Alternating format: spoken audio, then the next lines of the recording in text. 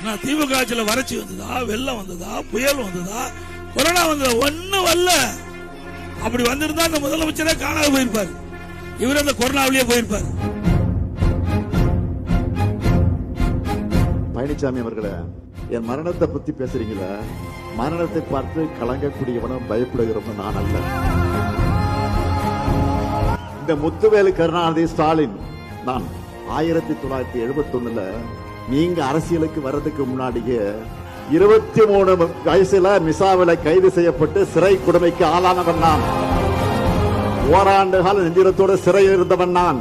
பொது வாழ்க்கையில் எல்லாத்தையும் எதிர்கொண்டுதான் ஆகணும்னு எனக்கு சிறைக்கு அனுப்பி வைத்தவர் என்னுடைய ஆரோக்கிய தலைவர், என்னுடைய தலைவர், என் தந்தை கலைஞர் அவர்கள்.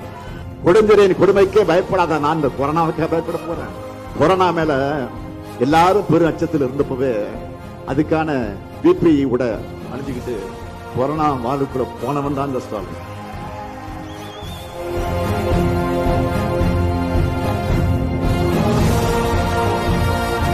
மக்களை காக்க எந்த அளவுக்கு துணிச்சலாக செல்லக்கூடியவன். அதுக்கெல்லாம் பயந்து நான் அரசியல் தலைவராக இல்ல.